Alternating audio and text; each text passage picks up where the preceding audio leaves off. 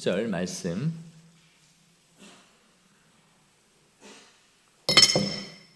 죄송합니다. 출애굽기 11장 1절에서 10절 말씀 교독하겠습니다. 제가 먼저 읽겠습니다. 여호와께서 모세에게 이르시기를 내가 이제 한 가지 재앙을 바로와 애굽에 내린 후에야 그가 너희를 여기서 내보내리라. 그가 너희를 내보낼 때에는 여기서 반드시 다 쫓아내리니 백성에게 말하여 사람들에게 각기 이웃들에게 은금 패물을 구하게 하라 하시더니 여호와께서 그 백성으로 애굽 사람의 은혜를 받게 하셨고 또 그 사람 모세는 애굽 땅에 있는 바로의 신하와 백성의 눈에 아주 위대하게 보였더라. 모세가 바로에게 이르되 여호와께서 이와 같이 말씀하시기를 밤중에 내가 애굽 가운데로 들어가리니 애굽 땅에 있는 모든 처음 난 것은 왕위에 앉아 있는 바로의 장자로부터 맷돌 뒤에 있는 몸종의 장자와 모든 가축의 처음 난 것까지 죽으리니 애굽 온 땅에 전무후무한 큰 부르짖음이 있으리라.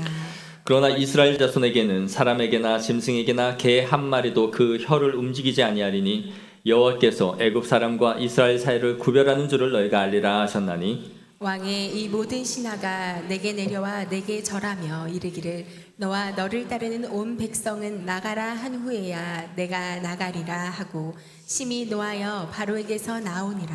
여호와께서 모세에게 이르시기를 바로가 너희의 말을 듣지 아니하리라. 그러므로 내가 애굽 땅에서 나의 기적을 더하리라 하셨고 모세와 아론이 이 모든 기적을 바로 앞에서 행하였으나 여호와께서 바로의 마음을 완악하게 하셨으므로 그가 이스라엘 자손을 그 나라에서 보내지 아니하였더라. 아멘. 벌써 봄꽃이 다 졌습니다. 이미 졌는데 우리 교회는 아직 꽃이 만발한 것 같아요. 뭔 말인지 모르시는 이 문학적인 처음부터 이렇게 예배 시작부터 이렇게 삭막하면 안 되죠. 세계 2차 대전 당시에 이 사망자 수가 약 6천만 명에서 8천만 명 정도 죽었다 그래요. 우리나라를 보면 한 나라가 없어진 정도의 피해였죠. 당시 세계 인구가 23억 내외로 추산을 하는데 엄청나게 많은 사람이 죽은 거죠. 그 중에서도 가장 큰 피해를 본 나라는 소련이었습니다. 소련은 약 2,700만 명에서 2,900만 명의 사망자가 나왔다 그래요. 그 당시에 소련의 인구가 대략 1억 4천만에서 1억 8천만 정도로 추산을 합니다. 최소 숫자를 잡았을 때 소련이 약 1억 4천만 명 정도의 인구에 최소 숫자인 2,700만 명이 사망을 했다라고 가정하면 그 수치가 전체 인구의 약 19.3%에 해당하는 수라고 해요. 그럼 거의 전체 인구의 20%가 2차 세계대전으로 인해서 죽은 거죠. 그러면 한 가정이 약 4인에서 5인 가정이라고 할 때에 그 가정당 한 명씩은 다 죽었다라고 할 수 있는 거겠죠. 물론 뭐 한 가정이 전체가 죽을 수도 있고 몇 명이 죽을 수도 있겠지만 인구상 추산을 해보면 4, 5인 가정에 한 명씩은 죽은 것이다 라고 할 수 있는 겁니다. 굉장한 큰 비극이죠. 그러니 소련의 대부분의 가정은 초상집이 됐다라고 할 수 있을 겁니다. 그런데 오늘 하나님께서 이 마지막 재앙을 이제 애굽에 예고를 하세요. 이걸 말씀하시면서 이제 출애굽이 너희에게 임박했다. 이것이 마지막 재앙이 될 거고 드디어 너희가 가게 될 거다라는 것을 모세에게 말씀하십니다. 1절에 내가 이제 한 가지 재앙을 바로와 애굽에 내린 후에야 그가 너희를 여기서 보내리라. 이 마지막 재앙이 하나가 이제 남아있다라는 거죠. 그런데 이제 그들이 보낼 건데 어떻게 보내느냐 11절 끝에 보시면 다 쫓아낼 것이다 그렇게 말해요. 그러니까 이 애굽 사람들이 이스라엘 백성들을 등 떠밀듯이 보낼 거다.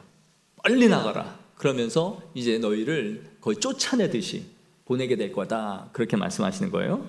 그래서 2절에 백성에게 말하여 사람들에게 각기 이웃들에게 은금 패물을 구하게 하라. 그냥 가지 말고 당당하게 은금 패물을 우리에게 달라고 그렇게 하고 그걸 받아서 나가라는 겁니다.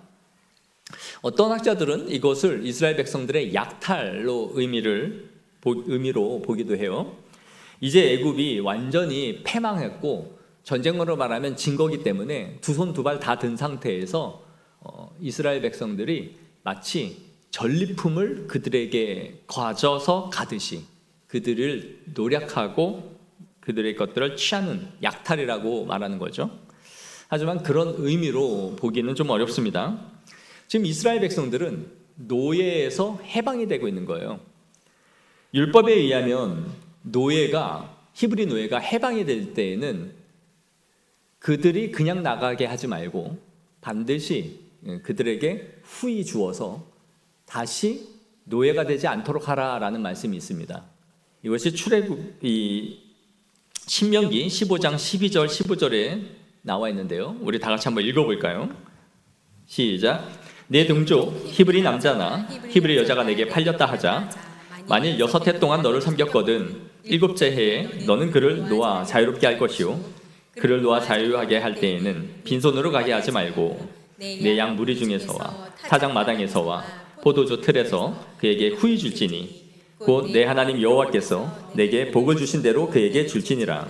너는 애굽 땅에서 종되었던 것과 내 하나님 여호와께서 너를 속량하셨음을 기억하라. 그것으로 말미암아 내가 오늘 이같이 내게 명령하노라. 아멘.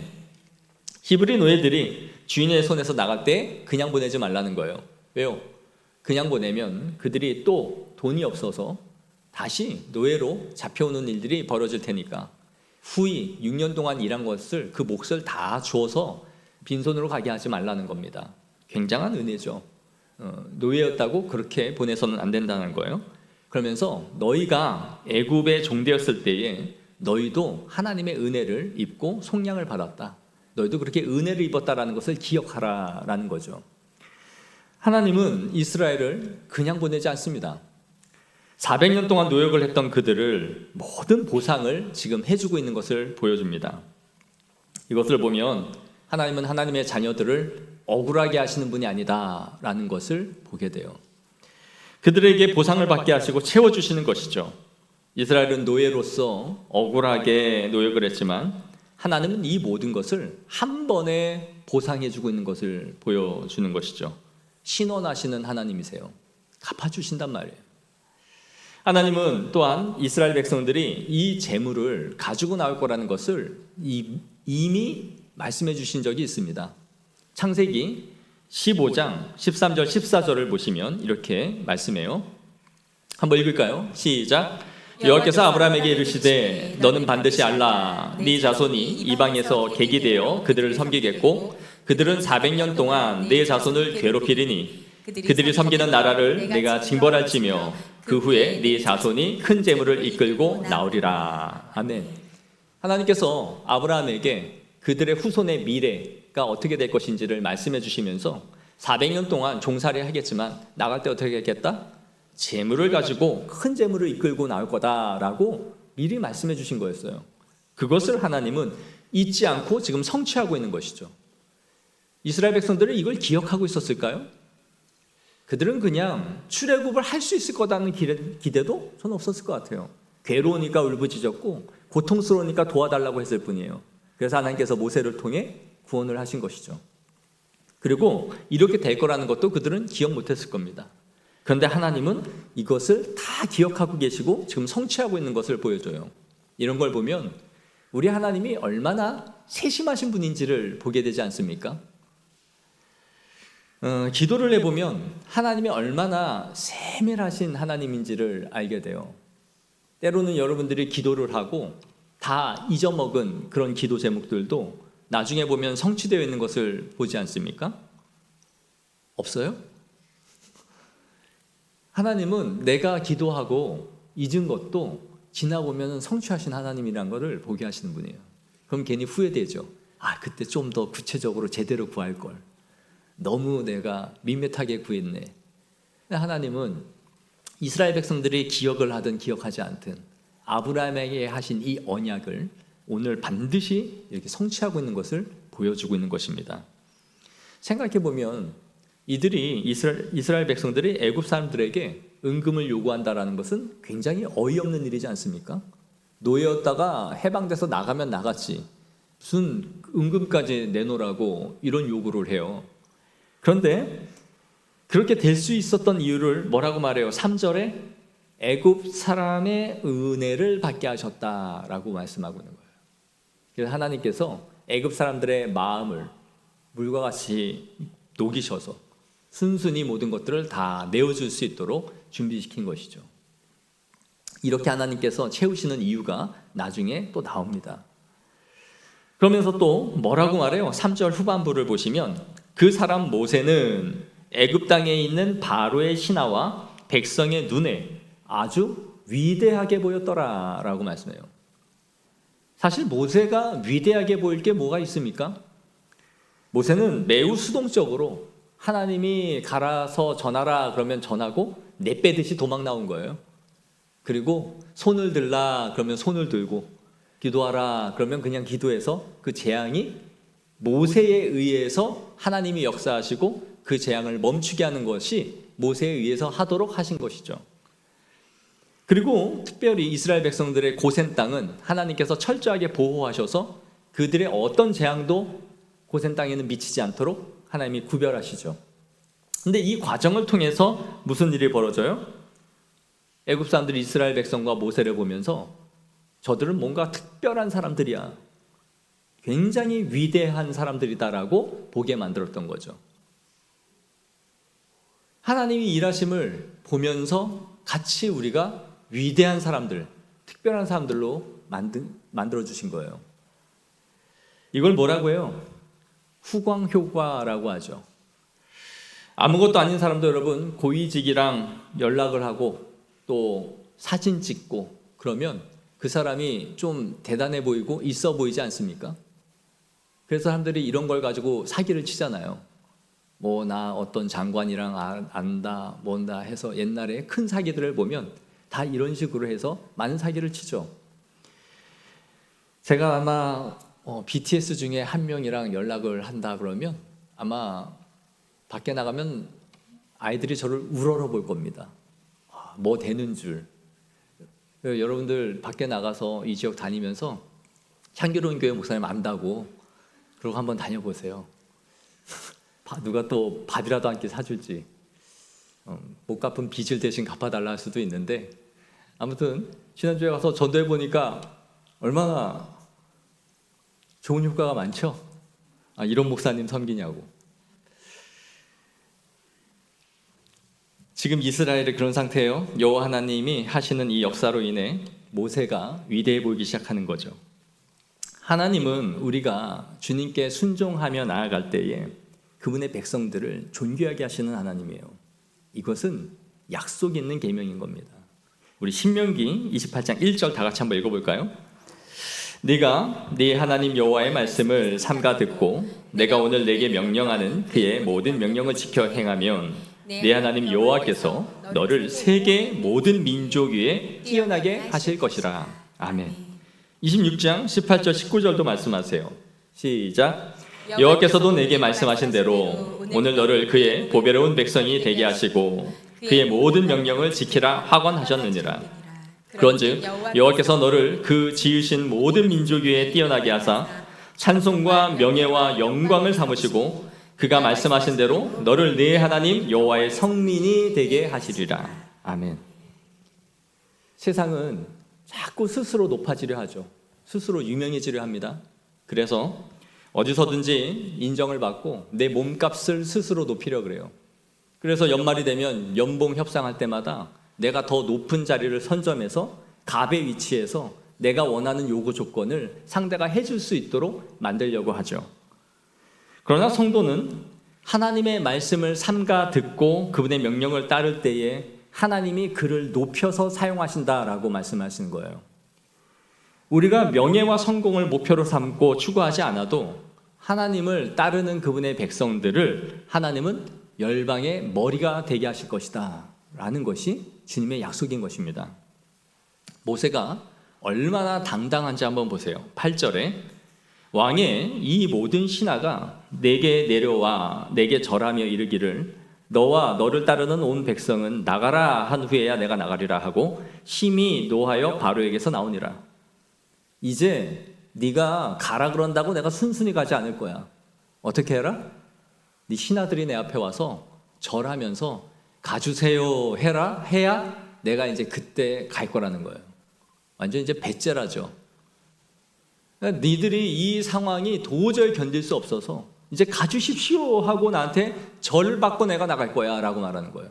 그러면서 이전에는 바로가 모세한테 화를 냈죠. 근데 어떻게 나와요?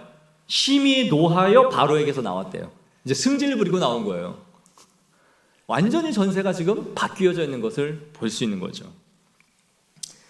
우리가 세상의 영광을 구하고 사람에게 빌붙기 시작하고 줄타기를 시작하면 하나님은 우리를 땅끝까지 낮추세요.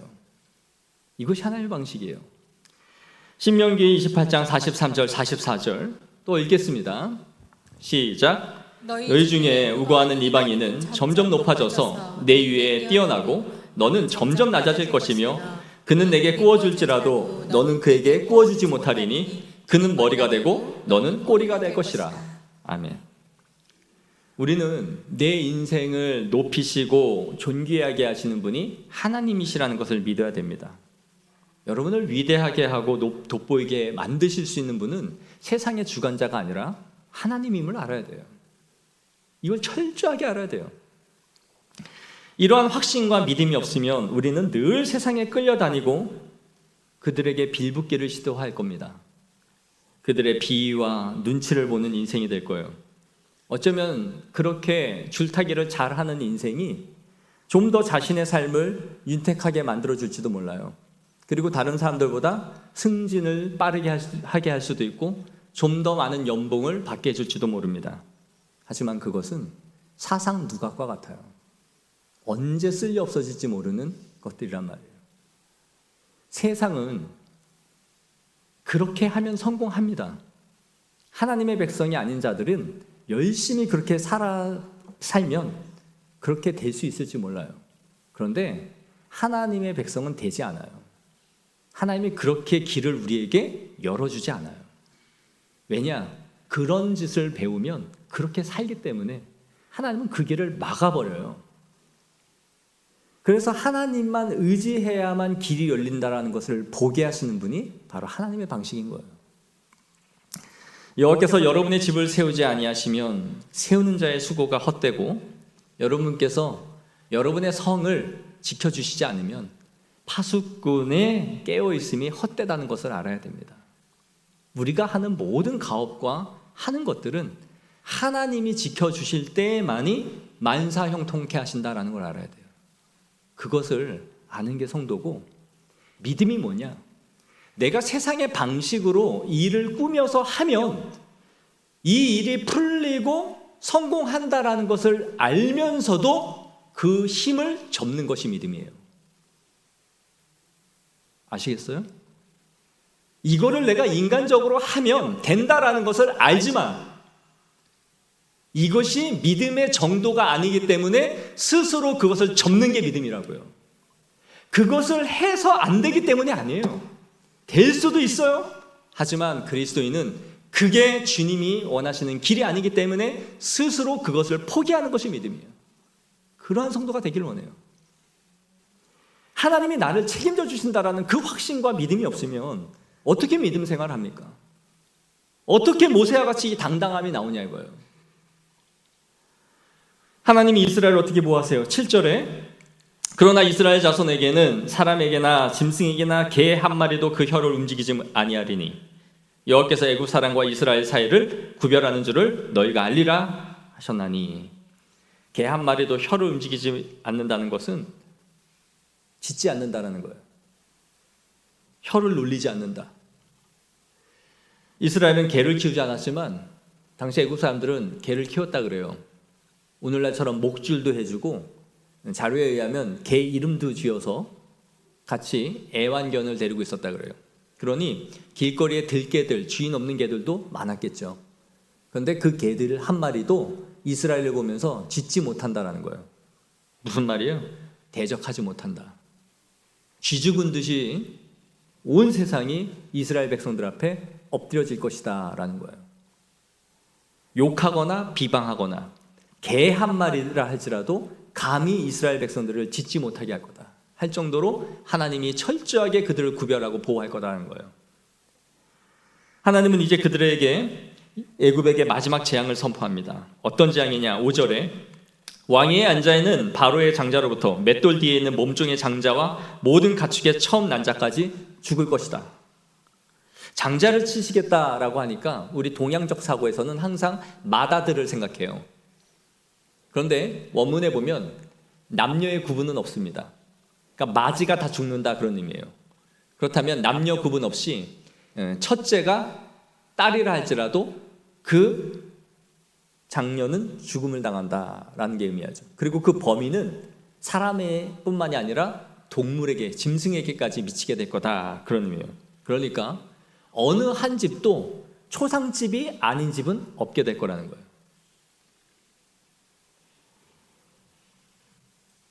남자든 여자든 동물이든 그 집에 아이가 있다면 무조건 죽임이 당하는 거죠. 6절에 애굽 온 땅에 전무후무한 큰 부르짖음이 있으리라. 이런 고통과 애곡은 너희 땅에 없을 거다 그런 의미죠. 그런데 우리가 아까 3절에 보면서 바로의 백성의 눈에 모세를 아주 위대하게 보이게 할 거다 그랬죠. 근데 이 위대하게라는 히브리 단어가 갓돌이라는 단어예요. 위대하게. 그런데 지금 6절에 전무후무한 큰 부르짖음이라 할 때에 이 큰이라는 이 단어가 역시 갓돌이라는 단어예요. 이 뭘 보여줍니까? 하나님은 이스라엘 백성을, 하나님의 백성들을 크고 위대하게 만들고 반면에 이스라엘 백성들은 크고 위대하게 괴롭게 만들다 그런 의미죠. 고통 가운데 울부짖게 만들어주겠다 그런 의미예요. 완전한 반대의 상황을 지금 보여주고 있는 거죠. 하나님은 애굽을 이렇게 치시는 것은 이스라엘을 위한 보복이었습니다. 보복의 하나의 측면이에요. 신원하시는 것이죠. 애굽이 얼마나 이스라엘 백성들을 괴롭혔습니까?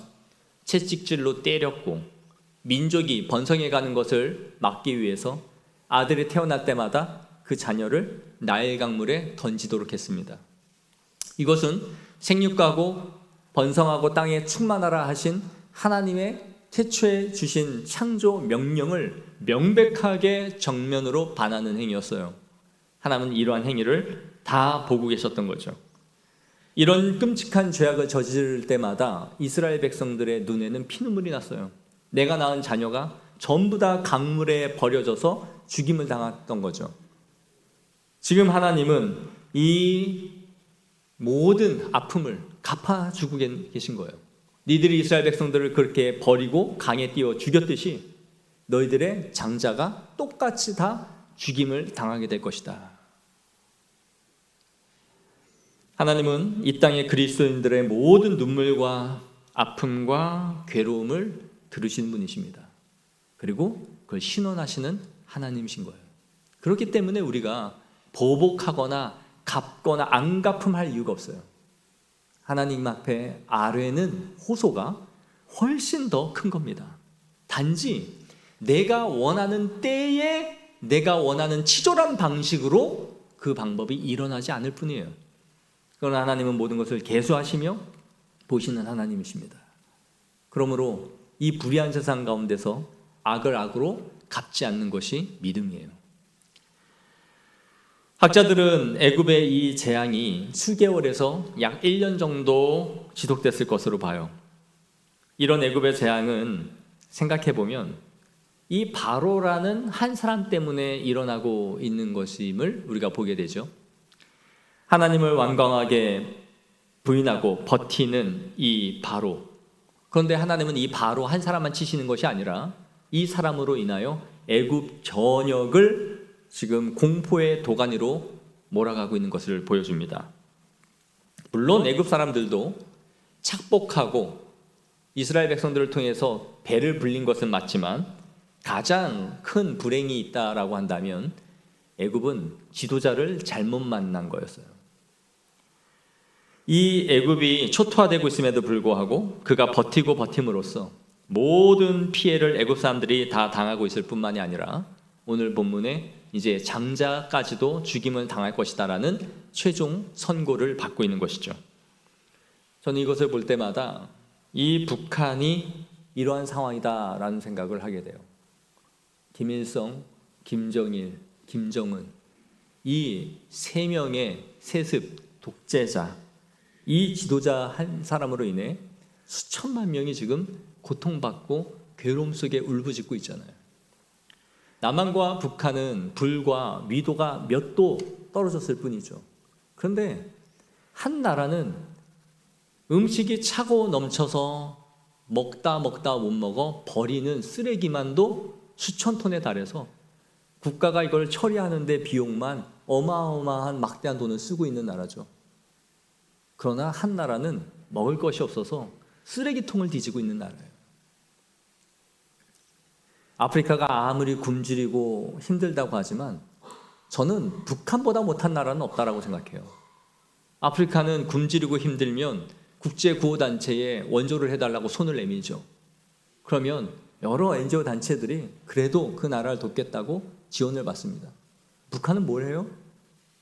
홍수로 나라가 엉망이 되고 다 죽어가도 우리는 그런 원조 필요 없대요. 우리는 다 많아서 우리가 다 해결할 수 있으니까 니네가 주는 그딴 것도 다 필요 없다는 나라예요. 그러니 국민들만 죽어가는 나라, 그런 나라가 바로 북한이죠. 탈북한 북한 외교관이 TV에 나와서 그래요. 북한은 남에게 줄 먼지조차 없는 나라래요. 남에게 줄 먼지조차 없는 나라가 북한이래요. 이 고통, 이 괴로움, 이게 다 어떻게 시작되는 거예요? 바로 이 잘못된 지도자, 바로같이 완악한 한 명의 인간 때문에 일어나는 일이죠. 하나님을 없애고 자신이 신이 돼서 군림하면서 기독교인들을 박해하고 갈아 죽이고 찢어 죽이고 쏴 죽이고 온갖 죄악을 벌이고 있는 나라가 바로 북한이죠. 이 한 사람으로 인해 온 땅이 저주를 받고 있는 거예요. 굶주림과 괴로움과 고통 가운데 살아가고 있는 것이죠. 하나님을 거부하는 완악한 바로 같은 자가 지도자가 되면 나라가 그렇게 되는 거예요. 교회도 마찬가지 아닙니까? 한 명의 깨어있는 목회자는 성도들을 깨워 하나님의 말씀으로 영혼을 풍성하게 만들죠. 그러나 그릇된 목회자 한 사람이 교회 전체를 병들게 만들고 성도들을 시험 들게 만들어요. 그만큼 지도자는 중요한 겁니다. 그러므로 우리는 이 나라와 교회의 지도자를 위하여 끊임없이 기도해야 됩니다. 그들은 칼을 가진 자들이에요. 칼을 주셨다는 것은 권세를 갖고 있다는 거예요. 그 권세로 귀하게 사용한다면 여러 사람들에게 유익을 줄 수 있지만 그걸 잘못된 길로 그 칼을 휘두르면 다 죽이는 거죠. 그 잘못된 방향으로 나아가서 공동체 전체가 무너지고 마는 것입니다. 그러므로 우리는 늘 기도할 때마다 국가 지도자들을 위하여, 교회의 목회자를 위하여 항상 기도해야 할 의무와 책임이 있는 것입니다. 기도하고 계십니까? 금요 기도회 때 오셔서 열심히 기도 좀 하세요. 언제 여러분이 한 주에 기도합니까? 금요 기도회 때 오셔서 예배드리고 기도 좀 하세요.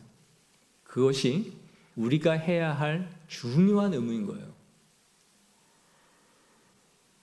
비판은 나라나 교회를 살리지 못합니다.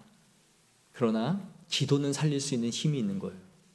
우리는 모든 일이 벌어지면 손깍질하고 비난하는 것은 잘해요. 그러나 그 문제가 터지기 전에 우리는 그 교회의 목회자나 그 지도자를 위해서 얼마나 많은 기도를 했는지 스스로에게 물어봐야 돼요.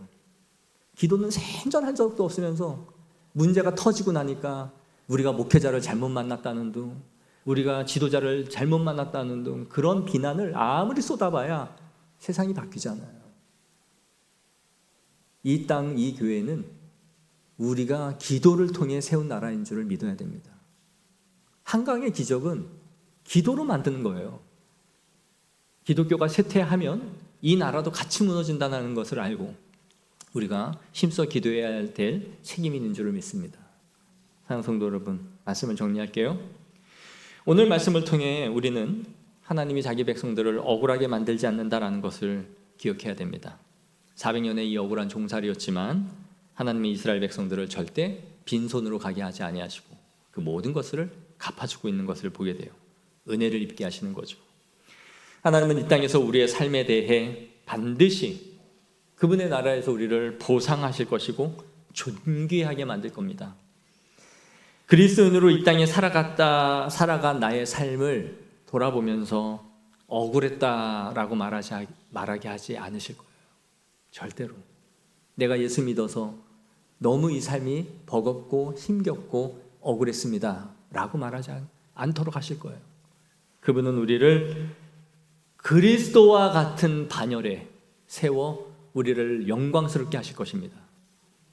하나님은 그분을 의지하고 믿고 나아가는 자들을 반드시 높여 존귀하게 하실 것이고 세상의 방식으로 성공하고자 하는 자들을 그때에 낮추실 것입니다.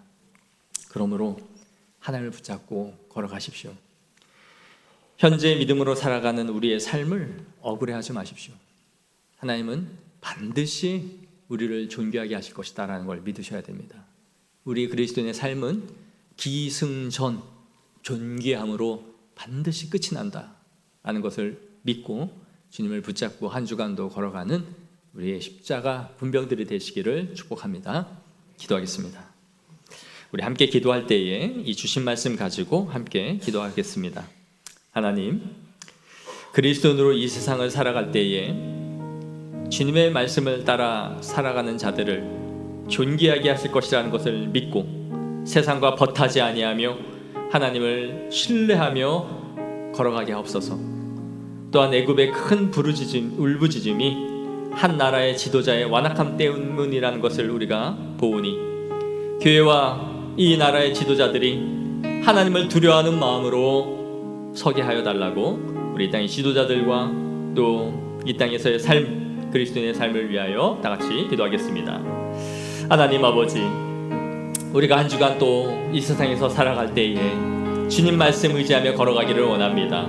세상의 힘과 권력, 또 스스로 높아지고 유명해지고 자신이 모든 힘의 머리 위에 서고자 하는 이 세상 속에서 아버지 하나님, 누구를 하나님께서 높이시고 누구를 낮추셔서 하나님께서 일하시는지를 보게 하여 주옵소서.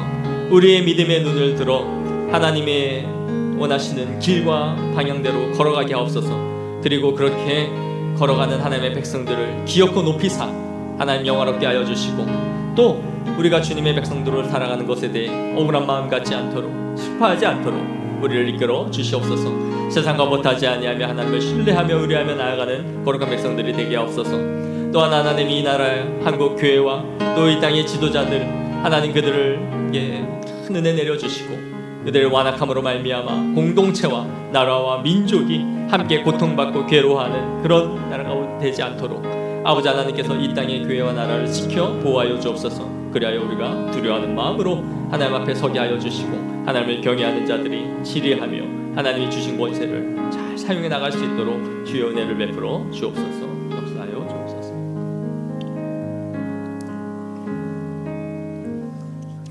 하나님, 그리스도인으로 이 땅에 살아가는 삶은 쉽지 않다라는 것을 너무나 잘 알고 있습니다. 때로는 노예와 같이 끌려다니는 종살이하는 인생처럼 보여집니다. 우리에게는 힘이 없고 강한 자들이 우리를 이끌어 자신이 원하는 것을 하도록 하는 그런 세상이 있습니다. 그러나 아버지요, 세상 주관자는 하나님이심을 알게 하옵시고 주의 말씀을 따라 걸어가는 자들을 하나님께서는 높이시고 존귀하게 하시며 세상과 벗하지 아니하고 하나님을 신뢰하는 자들을 하나님께서 반드시 은혜 가운데 우리를 세워가실 것이라는 것을 확신할 수 있는 굳은 믿음을 허락하여 주옵소서. 한 주간 살아갈 때에 주님 붙잡게 하여 주시고 하나님의 뜻과 길이 아니라면 걸어가지 아니하며 주님 붙잡고 하나님이 나를 복되게 하시면 반드시 이룰 것이라는 확신을 갖고 믿음으로 담대하게 걸어가게 하옵소서. 또 이 나라와 이 민족, 교회의 지도자들과 개교회를 맡고 있는 모든 목회자들 한 사람 한 사람이 지도자로서 책임감 있게 하나님의 뜻을 이루어가게 하여 주시고 그리고 그들을 통하여 공동체와 이 나라가 많은 은혜와 복을 받게 하여 주옵소서. 지도자의 선택 하나하나가 하나님을 두려워하는 마음으로 하나님을 경외하며 선택해 나갈 때에 하나님께서 이끄시고 복되게 하옵시고 역사하시는 그 길들을 우리가 볼 수 있도록 도와주시고, 또 우리는 한 명의 성도로서 기도를 멈추지 아니하고 항상 깨어 기도하며 교회 지도자들과 이 나라와 민족을 위하여 기도하는 하나님의 백성들이